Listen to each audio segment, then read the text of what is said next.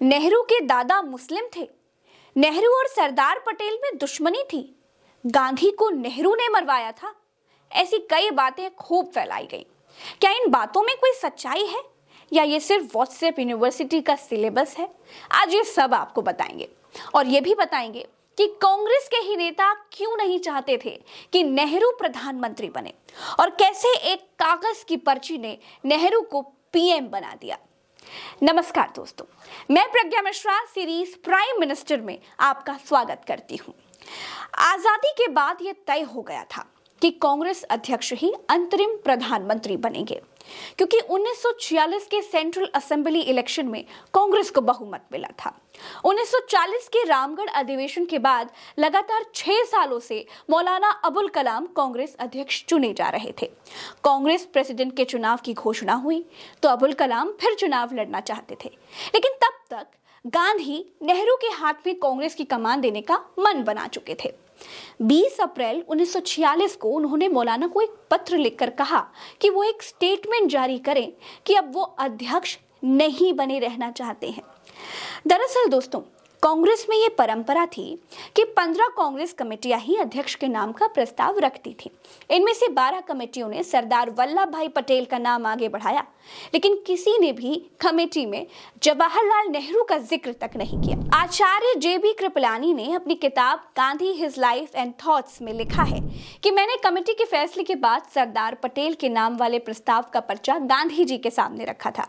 गांधी जी ने इसे देखा तो नेहरू का नाम ही नहीं था। इसके बाद उन्होंने बिना कुछ कहे पर्चा मुझे वापस दे दिया। कृपलानी ने नया प्रस्ताव तैयार कराया। इसमें पटेल के अलावा नेहरू को भी कांग्रेस का अध्यक्ष बनाए जाने का प्रस्ताव था।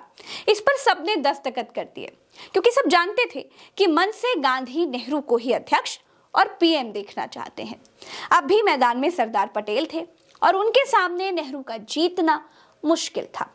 कांग्रेस महासचिव कृपलानी ने गांधी की मर्जी के मुताबिक सरदार पटेल के नाम की वापसी का एक पत्र बनाया। पटेल ने इस पत्र पर साइन करने से इनकार कर दिया। पटेल ने नेहरू का विरोध किया। वो चिट्ठी गांधी जी के पास पहुंची तो उसमें पटेल के दस्तखत नहीं थे। गांधी जी ने वो चिट्ठी पटेल के पास वापस पहुंचा दी। पटेल समझ गए कि गांधी अड़ गए हैं। उन्होंने दस्तखत कर ही दिए।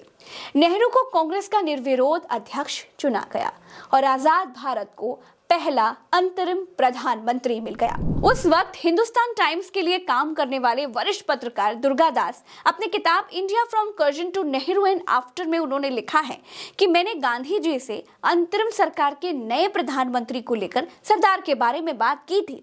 तब गांधी जी ने कहा था कि नेहरू कभी नंबर 2 पर काम नहीं करेगा। वरिष्ठ पत्रकार रशीद किदवई कहते हैं, नेहरू एक विजनरी नेता थे। जब उनके हाथ में देश आया तो सब कुछ नया था। उन्हें ही परिस्थितियों और लोगों के साथ मिलकर देश को गढ़ना था। गांधी जी जानते थे कि वल्लभ भाई पटेल बूढ़े हो चले थे। देश को एक नई उम्र का नेता चाहिए। नेहरू का जन्म 1889 में इलाहाबाद में हुआ था। 1916 में नेहरू की शादी कमला कौल से हुई। 1920 में नेहरू असहयोग आंदोलन में शामिल हो गए। 1930 में नमक सत्याग्रह आंदोलन में शामिल हुए और जेल चले गए। विंस्टन चर्चिल नेहरू के आलोचक थे। आलोचक क्या, एक तरह से आप कह सकते हैं कि उनके दुश्मन थे। 1950 में दोनों पहली बार मिले थे। चर्चिल ने गुलामी याद कराते हुए नेहरू से पूछा, तुम कितने दिन ब्रिटिश जेलों में सड़ते रहे? नेहरू ने कहा कि 10 साल तक। चर्चिल ने कहा, तब तो तुम्हारे दिल में हमारे लिए खूब कड़वाहट होनी चाहिए।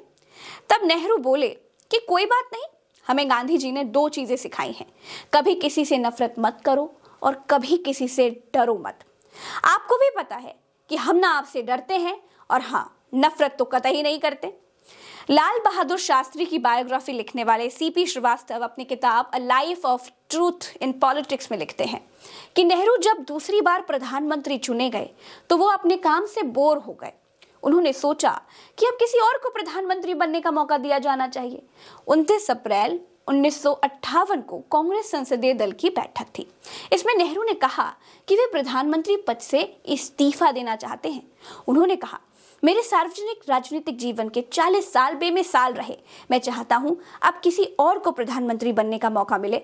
मैं अब हिमालय जाना चाहता हूं। उन्होंने टिकट भी बुक करा लिए थे उन्होंने कांग्रेस नेताओं को बताने से पहले इस्तीफा राष्ट्रपति राजेंद्र प्रसाद को भेज भी दिया था, लेकिन कांग्रेस वर्किंग कमेटी ने उनके इस्तीफे को नामंजूर कर दिया। इसके बाद नेहरू ने इस्तीफा वापस ले लिया था। तब तक इस्तीफे की खबर पूरी दुनिया में फैल चुकी थी। नेहरू ने निधन से पहले ही अपनी वसीयत लिख दी थी। नेहरू ने लिखा था कि मेरी 13वीं ना किया जाए। मैं ये ऐलान करना चाहता हूं कि मेरी मृत्यु के बाद मेरे लिए कोई अनुष्ठान न किया जाए। मेरे मरने के बाद मेरा दाह संस्कार हो। अगर मैं विदेश में मरूं तो वहीं मेरा दाह संस्कार किया जाए, लेकिन मेरी अस्थियां इलाहाबाद लाई जाएं। इनमें से मुट्ठी भर गंगा में बहा दी जाएं और बाकी अस्थियों को एक विमान के जरिए देश के खेतों में बिखेर दिया जाए, जहां देश के किसान मेहनत करते हैं। दोस्तों, जवाहरलाल नेहरू 16 साल 286 दिनों तक भारत के प्रधानमंत्री रहे और प्रधानमंत्री रहते हुए ही उनका निधन हुआ। हमारी ये कहानी नेहरू के पहली बार प्रधानमंत्री बनने पर थी। नेहरू पहली बार प्रधानमंत्री चुनाव लड़कर नहीं बने थे, क्योंकि तब चुनाव लड़ने का ना तो धन था, ना तो संस्थाएं थी।